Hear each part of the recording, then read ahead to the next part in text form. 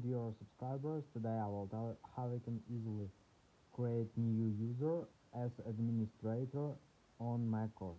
So for doing this, we just need to go to our launchpad and just open system preferences. So now just choose users and groups. So here you need to unlock. So just enter your password here. So now just tap on add button here, and here you need to enter a new full name. So for example, Maxim, and password. So for example,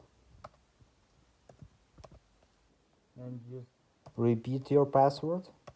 So here you can see here you can write your password in.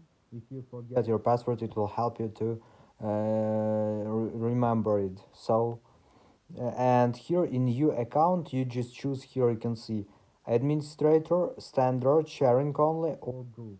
So we will choose administrator and just tap on create user. So now we can see that we successfully created a new user with the administrator rights, so everything is working. So thanks for watching, have a nice day, subscribe to my channel, click like, and goodbye.